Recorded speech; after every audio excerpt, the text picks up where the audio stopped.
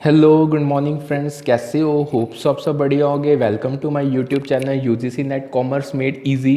यहाँ पे आपको पेपर 1 जनरल पेपर और पेपर 2 कॉमर्स का कंप्लीट सिलेबस कवर अप करवाया जा रहा है। फ्री बैच ऑलरेडी स्टार्ट हो चुका है दिसंबर 2023 के लिए।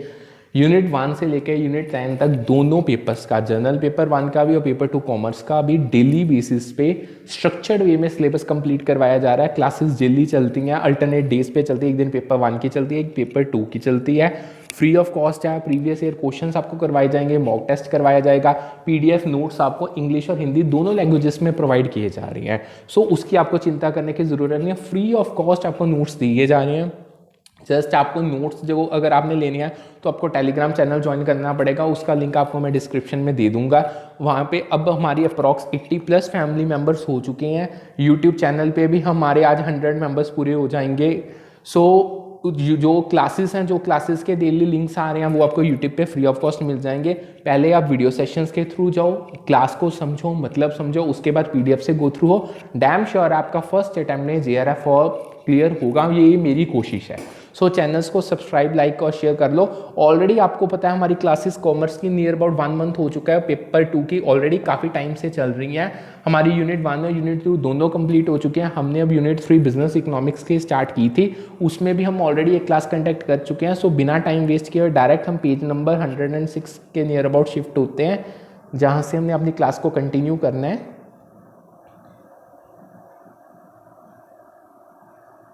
सो डायरेक्टली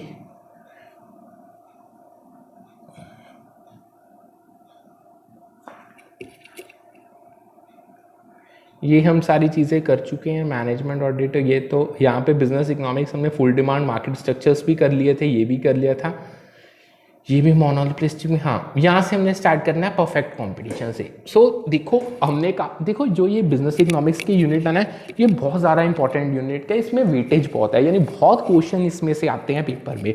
सो इस यूनिट को जितना हो सके ना उतना ध्यान से समझो, उतना इसके नोट्स के थ्रू अच्छे से गो थ्रू होना।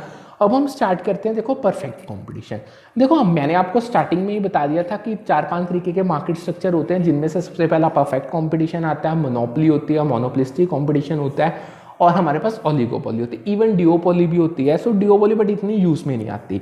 सो यहाँ से परफेक्ट कंपटीशन क्या है, देखो ऑल्दो इनको आगे हम बहुत डिटेल में करेंगे, बट साइड में कुछ ऐसे पॉइंट्स हैं जो रिलेटेड होते हैं, वो मैं साथ के साथ एक्सप्लेन करता जाऊँगा। देखो परफेक्ट कंपटीशन एक ऐसा मार्केट स्ट्रक्चर है जिसमें जो सेलर्स है ना, यानी सेल करने वाली फर्म्स हैं, वो बहुत ज़्यादा होती हैं। यानी वो एक ज़्यादा तो वो है, ठीक है, यानी छोटी छोटी फॉर्म्स ना बहुत नंबर में होती हैं। मतलब कोई भी एक इंडिपेंडेंट इतनी फॉर्म नहीं होगी जिसके पास पूरा ही मार्केट शेयर होगा। मतलब स्मॉल स्मॉल फॉर्म्स होंगी, वो क्वांटिटी में या नंबर में बहुत ज़्यादा होंगे, और वो सारे होमोजीनस प्रोडक्ट सेल करेंगे। होमोजीनस प्रोडक्ट मतलब सिमिलर होगा, कहीं ना कहीं उनकी कैरेक्टरिस्टिक्स मैच खाती होंगी। सो जो ये परफेक्ट कॉम्पिटिशन है, इसमें ना जो प्राइस इलास्टिसिटी होती है ना, वो हाई होती है। क्योंकि जो फर्म्स है ना, वो प्राइस चेकर्स होते हैं, उनका कोई कंट्रोल नहीं होता प्राइस पे। अगर मैं आपको इसको डिटेल में बताऊं तो देखो, जो परफेक्ट कंपटीशन एक ऐसी मार्केट है जिसकी जो करेक्टरिस्टिक, जो मेन उसकी करेक्टरिस्टिक है, वो ये है कि इसमें एक तो सेलर्स बहुत ज़्यादा होंगे, सेलर्स के साथ साथ इसमें बायर्स बहुत ज़्यादा होंगे। जो अब सेलर्स प्रोडक्ट सेल करेंगे वो होमोजीनियस होगा।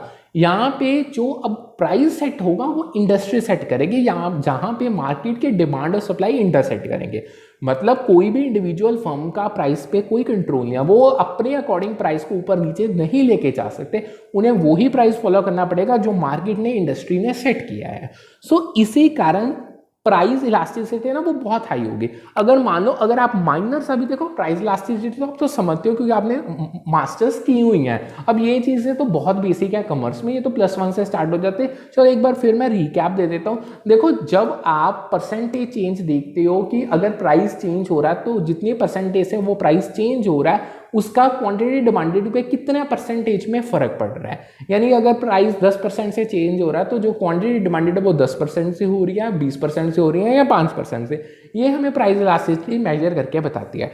सो परफेक्ट कंपटीशन में ना प्राइस इलास्टिसिटी बहुत हायर होती है। क्यों? क्योंकि देखो अगर किसी, देखो नंबर ऑफ फॉर्म स्मॉल बहुत ज़्यादा है, यानी वो सेम होमोजेनियस प्रोडक्ट सेल कर रहे हैं, कहीं ना कहीं वो उनके प्रोडक्ट्स बिल्कुल सिमिलर है, मैच खा रहे हैं।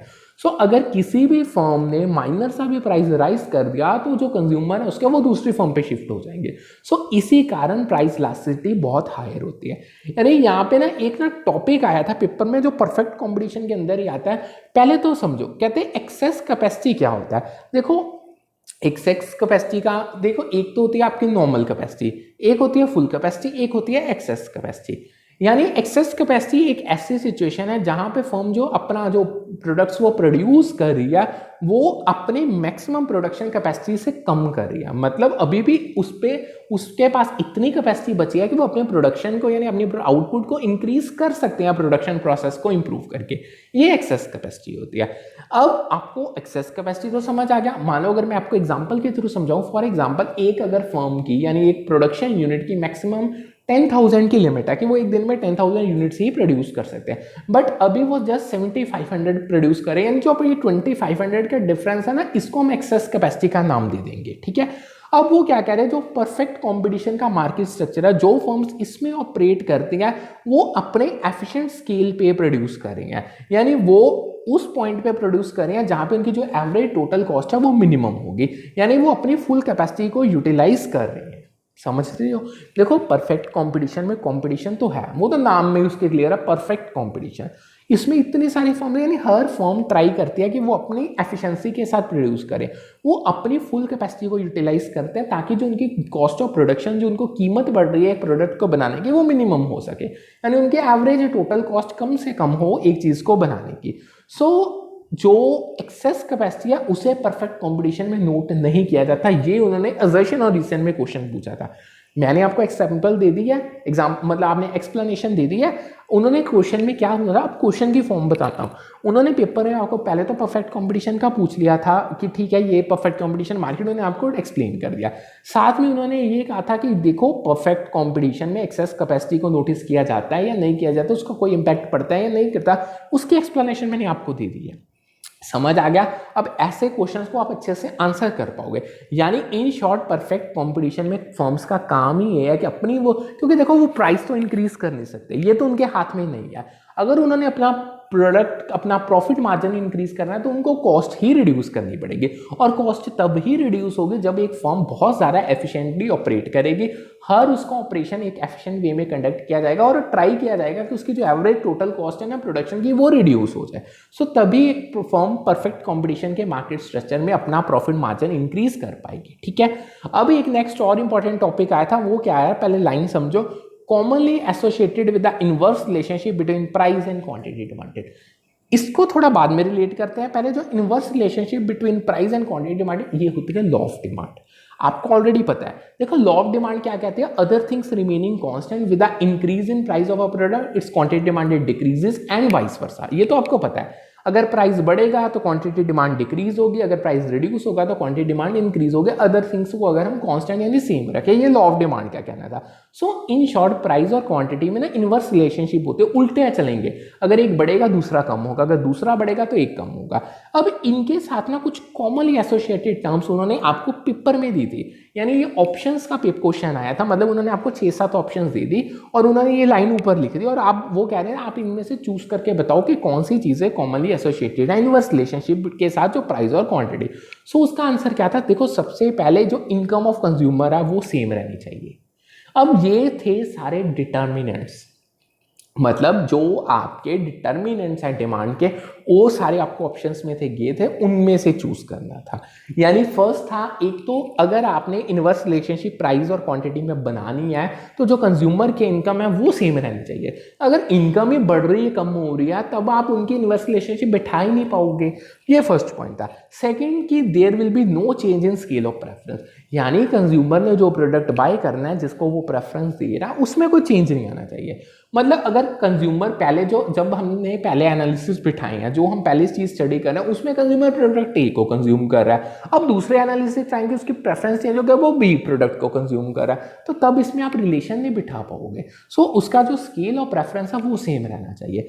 तीसरा, no change in price of substitute good. देखो सब्सटीट्यूट गुड्स तो आपको पता ही है, हर चीज के सब्सटीट्यूट्स होते हैं।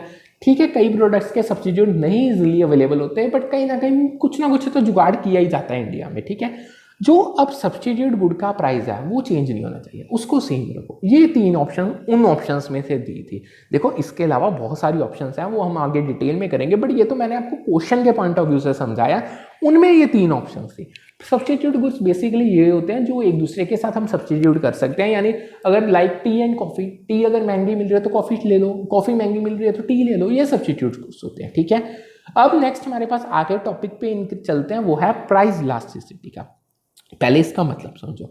देखो प्राइस इलास्टिसिटी मेजर करते हैं रिस्पॉन्सिवनेस ऑफ डिमांड या quantity demanded to changes in price. मैंने वैसे आपको ऑलरेडी भी बता दिया, एक बार फिर बता देता हूँ। सिंपल चीज़ है, देखो जब आप देखो प्राइस कुछ परसेंटेज से चेंज होगा, ये तो आपको पता है, प्राइस बढ़ेगा भी, प्राइस कम भी होगा।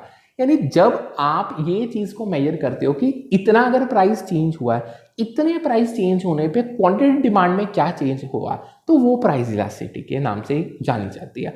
मतलब प्राइस इलास्टिसिटी आपको मेजर करके बताती है कि प्राइस के चेंज होने से, चाहे वो बड़ा है चाहे वो कम हुआ, क्वांटिटी डिमांड या डिमांड में कितना चेंज आ रहा है परसेंटेज में।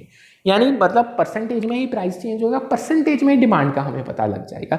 ये होती है प्राइस इलास्टिसिटी ऑफ डिमांड। यानी जो प्रोडक्ट्स जिनकी डिफरेंट कैरेक्टरिस्टिक्स हैं और जिनकी डिफरेंट मार्केट कंडीशन है, उनकी प्राइस इलास्टिसिटी वेरी करेंगी। ये तो एक बड़ी ऑब्वियसली कॉमन सी बात है। देखो जैसा प्रोडक्ट होगा, जो उसकी करेक्टरिस्टिक्स होंगी, जो वो मार्केट कंडीशन में वो काम कर रहा है, देखो मार्केट कंडीशंस भी डायनामिक है, वो भी चेंज होती रहेंगी। सो ये सारी चीज़ें ना प्राइस इलास्टिसिटी पे चेंज डालेंगी, इम्पैक्ट डालेंगी। अगर उन्होंने आपको पेपर में क्वेश्चन दिया था, वो कहते थे आप ना, उन्होंने आपको 2 तो 2 4 यानी 4 चीज़ें दी थी, वो कह रहे थे आप इन 4 चीज़ों को ना एक इंक्रीजिंग ऑर्डर में, यानी एक ऐसे अरेंजमेंट में प्रेजेंट करो जिससे उनकी प्राइस इलास्टिसिटी बढ़ती जाए। इस क्वेश्चन को स्टडी करना। देखो मैंने आपको प्राइस इलास्टिसिटी का मतलब बना दिया, अब क्वेश्चन करते हैं। देखो 4 तरीके के गुड्स उन्होंने दिए थे। एक तो होती है नेसेसिटीज, जिनके बिना ह्यूमन जी नहीं सकता। एक होते हैं डिफरेंशिएटेड प्रोडक्ट्स, यानी जो फॉर्म टू फॉर्म उनमें चेंजेस आते रहते हैं। मान के चलो अगर हम सैमसंग का कोई भी मोबाइल फोन उठा लें, साथ एप्पल का उठा लें या ओप्पो का उठा लें, उनमें चेंजेस होंगे, वो डिफरेंशिएटेड प्रोडक्ट्स हैं। ड्यूरेबल गुड्स जो लंबे समय तक चलते हैं, यानी अगर कंज्यूमर ने एक बार परचेज कर ले, जैसे आपके रेफ्रिजरेटर्स हो गए, एसीज हो गए, बहुत लंबे टाइम तक चलेंगे। होमोजीनियस प्रोडक्ट यानी जो बिल्कुल सिमिलर होते हैं, जिनकी ऑलमोस्ट हर करेक्टरिस्टिक मैच खाती है। देखो जो नेसेसिटीज हैं, अब इनको डिटेल में करते हैं। जो नेसेसिटीज हैं ये इतने इसेंशियल गुड्स और सर्विसेज हैं जो पीपल को चाहिए अपनी बेसिक नीड्स को पूरा करने के लिए। सॉल्ट एग्जाम्पल ले लो, सॉल्ट के बिना आप कुछ अपना खा पाओगे, यानी कोई लंच ब्रेकफास्ट या डिनर कर पाओगे? Salt is a basic necessity. ये ऐसी चीज़ें हैं जिन जो कंज्यूमर की बेसिक नीड्स, यानी जो सबसे ग्राउंड लेवल पे नीड्स हैं, उनको पूरा करने के लिए ज़रूरी है। देखो जो ये गुड्स होते हैं ना, इनकी इनइलास्टिक डिमांड होती है, मतलब प्राइस का कोई फर्क नहीं पड़ता। सॉल्ट चाहे 5 रुपये का हो, चाहे 15 का हो, चाहे 100 का हो, आप लोगे ही लोगे। उसकी डिमांड ना इनइलास्टिक होती है। मीनिंग क्या है कि यानी इनइलास्टिक डिमांड का सिंपल मतलब ये होगा कि जब जो चेंजेस प्राइस में आएंगे उनका कोई इम्पैक्ट नहीं पड़ता इतना क्वांटिटी डिमांडेड पे। अगर पड़ेगा भी वो बहुत ज़्यादा माइनर होता है। ठीक है, समझ आ गया? मतलब सॉल्ट का अगर प्राइस 100 भी हो जाए तब भी उसकी डिमांड कम नहीं होगी, क्योंकि देखो कौन सा कोई भी बंदा, देखो एक मंथ में एक ही सॉल्ट का पैकेट लगेगा ना, या हार्डली 2 लग जाएंगे, इतना ही खाओगे ना। अब ये थोड़ी क्या कि पूरे लाइक एक मतलब कटोरी में सॉल्ट डाल के खाई जाओ, जितनी मतलब ये एक एवरेज है। मैक्स अगर 2 पैकेट्स भी लगा लें, अगर आज के टाइम पे वो 25 रुपीज़ पर पैकेट क्या मिल रहा है, मान लो कल उसका रेट 100 हो गया, तो आप क्या करोगे? सॉल्ट तो आएगा ही आएगा, घर में जस्ट एक पैकेट ले आओगे, इतना ही फर्क पड़ेगा ना। वैसे कोई 25 से 100 में जाने में इतना कोई बड़ा चेंज नहीं है कि आप सॉल्ट को बंद ही कर दोगे या अपनी क्वांटिटी को रिड्यूस कर दोगे। ये होती है नेसेसिटीज। सेकेंड आती है हमारे पास डिफरेंशिएटेड प्रोडक्ट्स। देखो जो डिफरेंशिएट प्रोडक्ट्स हैं, ये ऐसे गुड्स और सर्विसेज हैं जिनके यूनिक फीचर्स और क्वालिटीज होते हैं, जो उनको एक दूसरे में उनके डिफरेंस लाती हैं मार्केट पे। समझो ध्यान से, देखो अगर आपके पास एक प्रोडक्ट ए है, दूसरा प्रोडक्ट आपके बी है, उनके ना अपने अपने यूनिक फीचर्स होंगे, यानी इतने स्पेशल फीचर्स होंगे ना, अपने अपने वो फीचर्स खुद अपने आप को इस तरीके से काम करेंगे कि वो प्रोडक्ट्स ए और बी मार्केट में अलग अलग हो जाएंगे। समझ रही हो? यानी कि सिंपल सेंस में अगर मैं बताऊं तो जो डिफरेंशिएटेड प्रोडक्ट्स हैं उनके फीचर्स ही उनको डिफरेंशिएट कर देते हैं। यानी अगर मैं आपको देखूं, सपोज करो एग्जांपल, एक सैमसंग का फ़ोन ले लो, एक एप्पल का फ़ोन ले लो, वो एंड्रॉयड है, वो आईओएस है, ये दोनों फीचर्स है ना। एप्पल आईओएस पे काम करता है, सैमसंग एंड्रॉयड पे काम करता है, यानी इनके खुद फीचर्स ही उनको डिस्टिंग्विश कर रहे हैं। ये डिफरेंशिएटेड प्रोडक्ट्स होते हैं। यानी जो डिमांड है ना डिफरेंशिएटेड प्रोडक्ट्स की वो ज़्यादा इलास्टिक होती है अगर हम उनको नेसेसिटीज़ के साथ कंपेयर करें, बट वो लेस इलास्टिक होगी अगर हम उनको होमोजीनियस के साथ कंपेयर करें। दो कंपेरिजन्स हैं। अगर तो डिफरेंशिएटेड प्रोडक्ट्स को नेसेसिटी के साथ कंपेयर किया जाता है तब जो उनकी डिमांड है जो वो ज़्यादा इलास्टिक होगी। अगर सेम टाइम पे हम उनको होमोजीनियस प्रोडक्ट के साथ कंपेयर करते हैं तो उनकी डिमांड कम इलास्टिक हो जाएगी। समझ गए? कोई डाउट तो नहीं है। थर्ड हमारे पास आते हैं ड्यूरेबल गुड्स। देखो ड्यूरेबल गुड्स वो प्रोडक्ट्स हैं जिनका लाइफ स्पैन बहुत लंबा है। एसी ले लो, रेफ्रिजरेटर ले लो, डेली बेसिस पे चेंज करते हो, मंथली बेसिस पे चेंज करते हो। देखो ये अगर एक किसी फैमिली ने एक एसी या मतलब रेफ्रिजरेटर परचेज कर लिया तो कम से कम 5 से 10 साल तो चलेगा ही चलेगा। इतनी तो उसकी वारंटी होती है, 10 ईयर्स की तो कंप्रेसर वारंटी मिलती है। सो 10 साल तो आप लगा के चलो। सो ये ड्यूरेबल गुड्स होते हैं, यानी इनका लाइफ स्पैन बहुत लंबा है, इनको आप एक्सटेंडेड पीरियड के लिए यूज़ करोगे। सो जो डिमांड है ना ड्यूरेबल गुड्स की ये बहुत ज़्यादा इलास्टिक होती है अगर हम इनको कंपेयर करें नेसेसिटीज और डिफरेंशिएटेड प्रोडक्ट्स के साथ। क्यों अब ये ज़्यादा ड्यूरेबल इलास्टिक है? क्योंकि देखो अब ये जो ऐसे प्रोडक्ट्स हैं आपने इनको बहुत लंबे टाइम के लिए यूज़ करना है। इसमें आप क्वालिटी भी देखोगे, प्राइस भी देखोगे। सो प्राइस इलास्टिसिटी ज़्यादा ही होगी। अगर आपको लगेगा कि ये प्राइस ज़्यादा है, आपको इतनी क्वालिटी नहीं मिल रही, आप शिफ्ट हो जाओगे दूसरे किसी और कंपनी के प्रोडक्ट पे। सो आपको बहुत चीज़ें देख के इसको परचेज करोगे। सो यहाँ पे जो इलास्टिसिटी अगर हम नेसेसिटीज और डिफरेंशिएटेड प्रोडक्ट्स के साथ कंपेयर करें तो ऑब्वियस बात है वो ज़्यादा ही होगी। लास्ट में हमारे पास आते हैं होमोजीनियस प्रोडक्ट्स। देखो होमोजीनियस प्रोडक्ट्स वो गुड्स और सर्विसेज है जो आइडेंटिकल हैं, यानी जो आइडेंटिकल है या नियरली आइडेंटिकल होते हैं। अब आइडेंटिकल मतलब सेम, मैच खाएंगे, कहीं ना कहीं बिल्कुल ये सेम होंगे। अब ये जो आइडेंटिकल होंगे ना ये किन चीज़ों के मद्देनजर रख के होंगे या क्या इनके आइडेंटिकल होने के बेसिस होंगे? इनके फीचर्स सेम होंगे, इनकी क्वालिटी, मतलब देखो फीचर्स क्या है, वो चीज़ करेगी क्या, वो प्रोडक्ट आपको क्या आपकी यूटिलिटीज आपको प्रोवाइड करेगा, वो फीचर्स होंगे। क्वालिटी किस लेवल पे, यानी कौन सी सुप्रीम क्वालिटी का है, नॉर्मल क्वालिटी का है या लोअर क्वालिटी का है। फंक्शनैलिटी, उनके काम करने का तरीका, ऑलमोस्ट ऐसे कई फैक्टर्स हैं जो आइडेंटिकल होंगे तभी एक प्रोडक्ट होमोजीनियस कहलाएगा। समझ के? अब जो डिमांड होमोजीनियस प्रोडक्ट की है ना ये बहुत ज़्यादा इलास्टिक होती है। मतलब सबसे ज़्यादा इलास्टिक डिमांड होमोजीनियस प्रोडक्ट की होगी जो परफेक्ट कंपटीशन का एक मेन फीचर है। यानी इसमें कंज्यूमर्स इजीली स्विच कर सकते हैं डिफरेंट सप्लायर्स और ब्रांड्स के based on their price differences. अगर मैं आपको इसकी एग्जांपल दूं, आप कोई भी ऐसा नॉर्मल होमोजीनियस प्रोडक्ट आप सोप उठा लो, सोप्स ऑलमोस्ट होमोजीनियस नहीं, सोप्स के एग्जांपल है ना तो वो ज़्यादा ना मोनोपोलिस्टिक कंपटीशन को डिफाइन करते हैं। मतलब आप कोई भी प्रोडक्ट उठा लो, कोई भी XYZ प्रोडक्ट है, देखो जो बहुत सारी कंपनीज प्रोवाइड करती है, अनलिमिटेड कंपनीज, यानी बहुत सारे सेलर्स उसको प्रोवाइड करते हैं और हर सेलर का ना सेम ही है, यानी आइडेंटिकल चीज़ है। सो जब एक सेलर अपने प्राइस को थोड़ा सा भी इंक्रीज कर देना, कंज्यूमर शिफ्ट हो जाएंगे दूसरे सेलर पर, क्योंकि उनको तो सेम प्राइस पे same quality and same feature के साथ प्रोडक्ट मिल रहा है। सो यही इकलौता कारण है जिससे होमोजीनियस प्रोडक्ट की जो प्राइस इलास्टिसिटी है ना वो बहुत ज़्यादा होती है डिमांड की। समझ गए? कोई डाउट? अगर आपको कोई भी डाउट अराइज हो रहा है, आप चाहे मुझे टेलीग्राम पे डायरेक्ट मैसेज करो, चाहे डिस्कशन ग्रुप में मैसेज करो, चाहे कमेंट करो, यूट्यूब के कमेंट सेक्शन में मेंशन कर दो, आपका डाउट डैम श्योर क्लियर होगा ही होगा। ठीक है?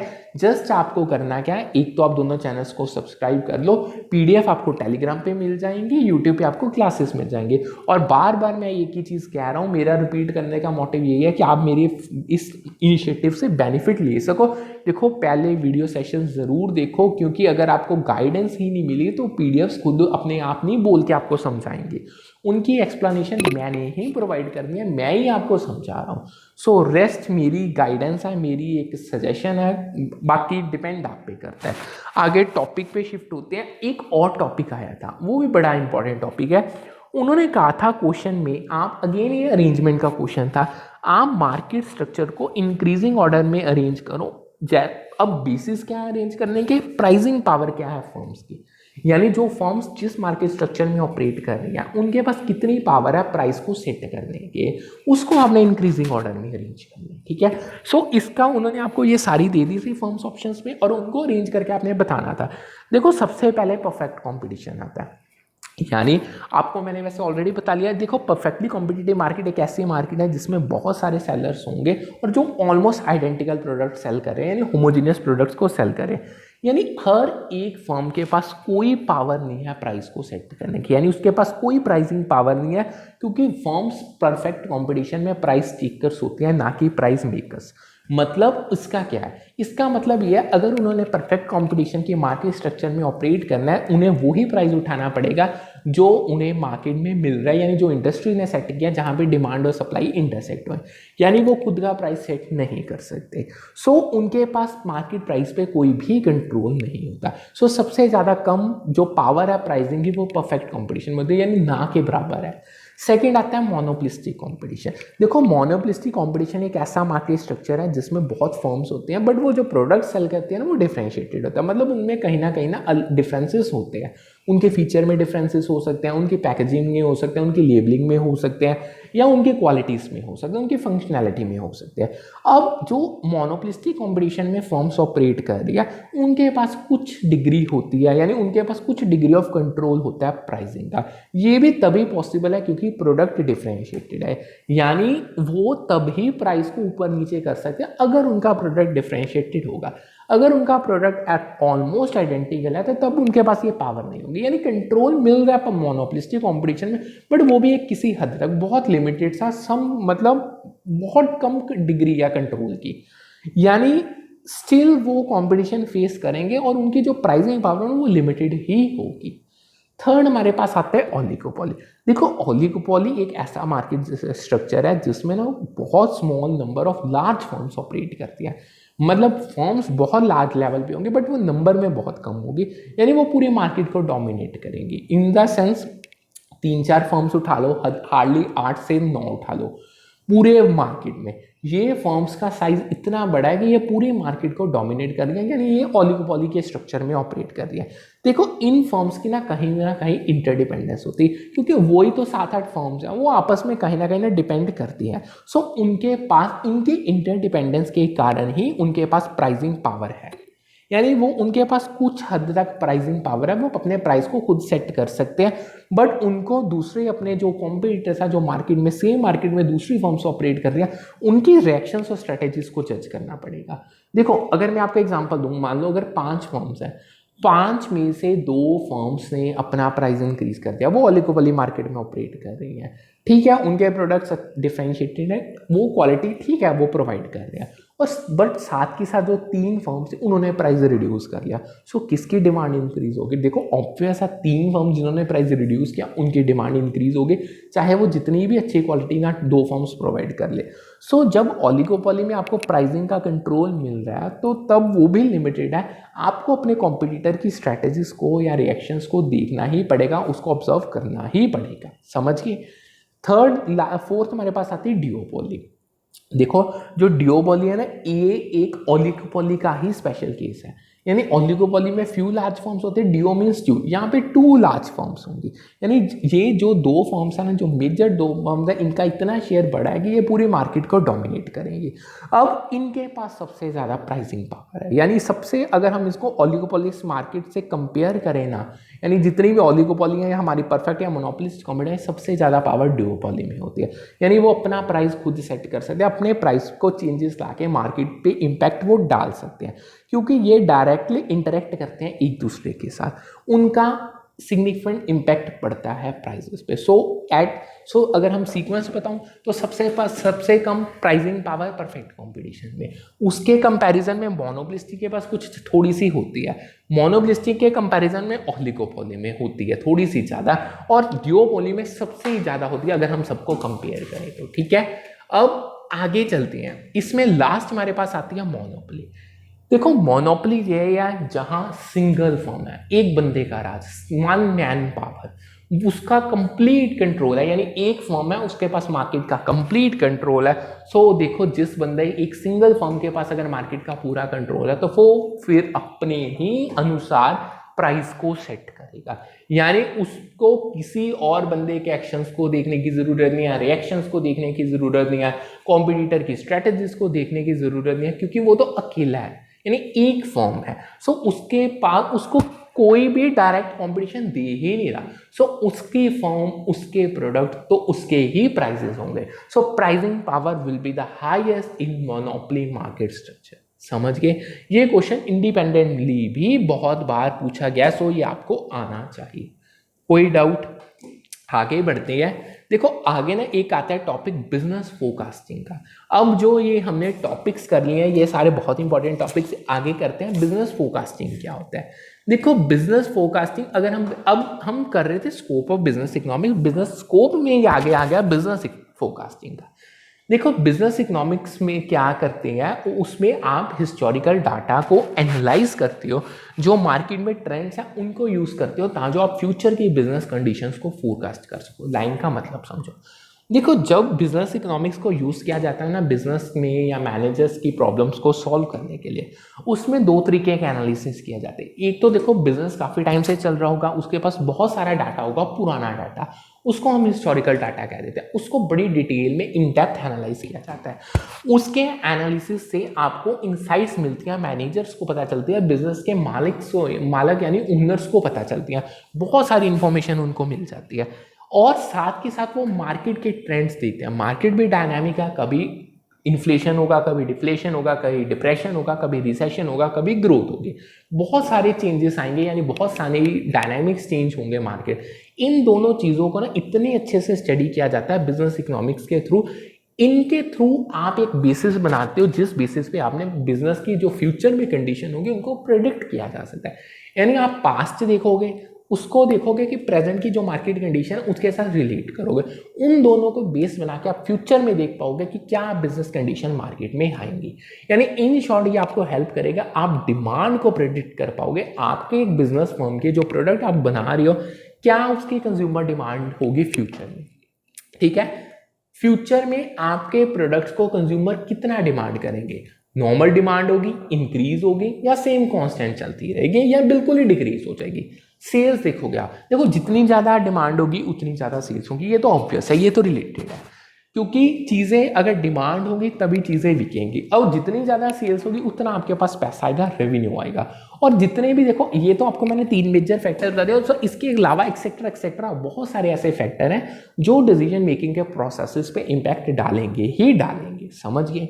नेक्स्ट हमारे पास स्कोप में आता है रिस्क एनालिसिस। देखो जो बिजनेसेस है ना, उनको बहुत डिफरेंट टाइप्स के, डिफरेंट मैग्नीट्यूड और डिफरेंट लेवल के या डिग्री के ना रिस्क को फेस करना पड़ता है। रिस्क कैसे कैसे हो सकते हैं? Market uncertainties. देखो मार्केट एक ऐसी चीज़ है ना जिसमें आप सर्टेनिटी से कुछ भी नहीं कह सकते, क्योंकि फ्यूचर अनसर्टेंट है। सेम वे में फ्यूचर में मार्केट की क्या कंडीशन होगी, क्या स्ट्रेटेजी होगी, उसमें क्या डायनामिक्स होंगे, वो भी अनसर्टेन है। यानी बिजनेस पे ना एक अनसर्टेनिटी का क्लाउड मंडराता ही रहता है। फाइनेंशियल रिस्क आपको फेस करने पड़ सकते हैं। माइट भी अब आपके पास अच्छा पैसा है, फ्यूचर में ना आपको पैसा मिले, या आपका कहीं पे पैसा ज़्यादा खर्च हो जाए यानी लग जाए, या आपकी इनकम कम हो जाए। रेगुलेटरी चेंजेस, देखो बिजनेसेस को ना गवर्नमेंट रेगुलेशंस के साथ भी कंप्लाई करना पड़ेगा, टैक्स कंप्लाइसेंस करने पड़ेंगे, जो government day to day laws change करेंगे उनके साथ कंप्लाई करना पड़ेगा। सो ये सारी चीज़ें ना एक तरीके से बिजनेस को ना रिस्क पोज करती हैं। सो जो अब बिजनेस इकोनॉमिक्स हम कर रहे हैं, जिसके पूरी ये यूनिट कर रहे हैं, ये ना टूल्स और टेक्निक्स प्रोवाइड करते हैं कि हम अपने बिजनेस के रिस्क, जो बिजनेस जितने भी टाइप के रिस्क वो फेस कर रहा है, उसको किस तरीके से एनालाइज किया जा सकता है और किस तरीके से उसको मैनेज किया जा सके। देखो ये तो कोई शक की बात नहीं है, रिस्क आएंगे, रिस्क तो आएंगे, आप उनको जड़ से खत्म नहीं कर सकते, बट उनके इम्पैक्ट को रिड्यूस किया जा सकता है, उसको मिटिगेट किया जा सकता है। ये चीज़ हमें बिजनेस इकोनॉमिक्स हेल्प करेगी। इससे बिजनेसेस क्या करेंगे, वो इन्फॉर्म डिसीजंस लेंगे फ्यूचर के रिगार्ड।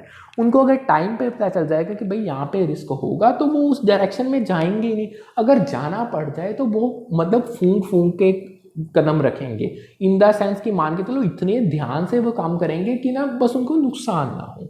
अब ये सारी चीज़ें तभी पॉसिबल है अगर आप बिजनेस इकोनॉमिक्स को यूज़ करते हो अपने बिजनेसेस को, प्रॉब्लम्स को सॉल्व करने के लिए। इन शॉर्ट जितने भी आपके नेगेटिव आउटकम्स हो सकते हैं फ्यूचर में, वो रिड्यूस हो जाएंगे, मिनिमाइज हो जाएंगे। देखो खत्म नहीं हो सकते, वो कम हो सकते हैं, रिड्यूस हो सकते हैं और मिनिमाइज हो सकते हैं। ठीक है, नेक्स्ट हमारे स्कोप में आता है गवर्नमेंट की पॉलिसीज एंड रेगुलेशंस। देखो अगर हम government time to time policies frame करेगी, ये तो आपको पता है। उन पॉलिसीज का जो रेगुलेशंस गवर्नमेंट बनाएगी या जो टैक्सेशन पॉलिसीज नहीं बनेगी, इनकम टैक्स डिपार्टमेंट बनाएगा, ministry of finance government of India की बनाएगी, इन सारी चीज़ों का बिजनेस में इम्पैक्ट तो पड़ेगा, ये तो डैम श्योर है। इसको, ये ऐसी चीज़ है जिसको कोई नकार नहीं सकता, इम्पैक्ट तो पड़ना ही पड़ना है। सो जो बिजनेस इकोनॉमिक्स है ना, वो हेल्प करती है इन सब जो फैक्टर्स जो मैंने अभी आपको बताए हैं, इनके अलावा बहुत सारे होते हैं जो उनकी इम्प्लीकेशंस को असेस करने के लिए हम ये पता लगा सकते हैं कि कौन सी रेगुलेशन का हमारे पे कितना इम्पैक्ट पड़ेगा, कौन सी टैक्सेशन पॉलिसी हमारे फेवर में जाएगी, कौन सी हमें और टैक्स बर्डन इंक्रीज करेगी। सो ये सारी चीज़ें, इनकी जो ये सारे फैक्टर है, जो इनकी इम्प्लीकेशंस है, वो हमें पता चल जाएंगे। यानी बिजनेस इससे इनेबल हो जाएंगे कि वो रेगुलेटरी और हमारी रेगुलेटरी और लीगल जो इन्वायरमेंट है उसको अफेक्टिवली नेविगेट कर पाएंगे। यानी बिजनेस इकोनॉमिक्स उनको हेल्प करेगी इन सारी चीज़ों को अच्छे से समझना, जो एट द एंड बिजनेस को कोई नुकसान ना हो। समझिए। सो अगर मैं आपको ओवरऑल बताऊं, इतना हमने स्कोप लंबा किया, इसमें बहुत इंपॉर्टेंट टॉपिक्स भी कर लिए, तो जो बिजनेस इकोनॉमिक्स है ना, वो एक वाइटल रोल प्ले करती है बिजनेस की स्ट्रेटेजीज बनाने में, उनको गाइड करने में। यानी बिजनेस ने जो अपनी बिजनेस स्ट्रेटेजीज बनानी है, जिसके थ्रू वो अपने बिजनेस के ऑब्जेक्टिव्स, यानी जिन गोल्स के लिए बिजनेस फ्रेम हुआ है, चाहे वो प्रॉफिट का है, चाहे सेल्स मैक्सिमाइजेशन का, चाहे ग्रोथ और एक्सपेंशन है, उनको वो पूरा कर पाए। क्योंकि वो ऑब्जेक्टिव्स तभी पूरे होंगे अगर बिजनेस की स्ट्रेटेजीज अच्छी होंगी, और स्ट्रेटेजीज तब अच्छी होंगी जब आप बिजनेस इकोनॉमिक्स का यूटिलाइज करोगे। इससे बिजनेस की ऑपरेशनल एफिशिएंसी, यानी जो डे टू डे ऑपरेशंस वो कंडक्ट कर रहे हैं, लाइक जो एक्टिविटीज हो रही हैं, वो एफिशिएंटली हो सके, कॉस्ट कम हो सके, उनकी वेस्टेज कम हो सके। इससे क्या होगा, बिजनेस की प्रॉफिटेबिलिटी मैक्सिमाइज हो पाएगी, उसको और पैसा मिलेगा, वो अपनी ग्रोथ और एक्सपेंशन में उस पैसे को यूटिलाइज कर सके। यानी ये सारी चीज़ें तब पॉसिबल है क्योंकि बिजनेस इकोनॉमिक्स एक सिस्टमेटिक फ्रेमवर्क प्रोवाइड करती है इन सब चीज़ों को डिटेल में समझने के लिए और एनालाइज करने के लिए, जितने भी इकोनॉमिक फैक्टर बिजनेस को अफेक्ट कर रहे हैं। खास तौर पे इकोनॉमिक फैक्टर्स मैंने यहाँ पे इसलिए मेंशन किए क्योंकि ये सारे वो फैक्टर्स हैं जो फाइनेंशियल पोजीशन पे बिजनेस पे फर्क डालेंगे, उनके पैसे को रिलेटेड होते हैं। यानी इकोनॉमिक फैक्टर्स पैसे के रिलेटेड होते हैं। सो यहाँ पे हमारा स्कोप कंप्लीट होता है और ऑलमोस्ट आज 32 मिनट्स की क्लास हो गया। अब आज का सेशन हम यहीं पे वाइंड अप करेंगे। कल ना हम करेंगे objectives of business firms. Objectives का टॉपिक बहुत ज़्यादा इंपॉर्टेंट है। कल ही मतलब अल्टरनेट डेज पे क्लास लगती है, परसों क्लास कंडक्ट करेंगे। सो उसमें हम ऑब्जेक्टिव्स करेंगे ये सारे डिटेल में, और आगे फिर हम करेंगे अपना डिमांड एनालिसिस। यानी ये यूनिट बहुत लंबी है, कोई बात नहीं, हमारे पास टाइम है। हम ट्राई करेंगे कि हमारा जैसे अगस्त स्टार्ट होगा, अगस्त सितंबर के एंड तक हमारा सिलेबस कंप्लीट हो जाए। सितंबर नहीं तो हार्डली 15 अक्टूबर, उसके बाद 15 दिन अक्टूबर के, नवंबर का पूरा, और 10-15 दिन हमें दिसंबर में भी मिल जाएंगे क्योंकि 15 दिसंबर के नियर अबाउट ही एग्जाम होता है। तब हम अपने पूरा हमारा रिवीजन पे जोर डालेंगे, previous year questions, mock test, एक भी चीज़ नहीं हमने छोड़नी। ठीक है। सो आज का सेशन करते हैं वाइंड अप। पीडीएफ आपको मिल जाएगी इंग्लिश और हिंदी में टेलीग्राम चैनल पे, क्लास आपको यूट्यूब चैनल पे फ्री ऑफ कॉस्ट मिल जाएगी। सो अगेन पहले क्लास देखो, सेशन को अच्छे से समझो, टॉपिक समझो, दिमाग में बिठाओ, फिर पीडीएफ से आपने गो थ्रू होना है। ठीक है। सो आपको पता ही है दोनों क्लासेस चल रही हैं। कल हम पेपर 1 की अपनी क्लास को कंटिन्यू करेंगे। और एक मैं आपको यहाँ पे बताना चाहूँगा, देखो कल की पेपर 1 की जो क्लास होगी ना, अब ये क्लासेस बड़ी इंपॉर्टेंट है। अब मैं आपको पेपर 1 में साथ के साथ 100% शॉर्ट टॉपिक्स करवाऊंगा, 100%। मार्क माई वर्ड्स, ये इतने इंपॉर्टेंट टॉपिक्स हैं, यानी जो पेपर में आने ही आने हैं। और कभी ऐसा भी पिछला कोई पेपर भी उठा के देख लो, उसमें ऐसा नहीं पेपर होगा जिसमें ये टॉपिक ना आया होगा। यानी कल से हमारी अब 7-8 दिन इंपॉर्टेंट सेशन, यानी वो टॉपिक्स की क्लासेस चलेंगी पेपर 1 की, अल्टरनेट डेज पे ही चलेंगी, कि जो टॉपिक्स टीचिंग एप्टीट्यूड में आने ही आने हैं। सो आज का सेशन करते हैं माइंड अप। कल मिलते हैं with a new session, with a new set of topics for paper 1 class. इसको हम परसों कंटिन्यू करेंगे। Good afternoon, have a nice day head. मिलते हैं फिर कल।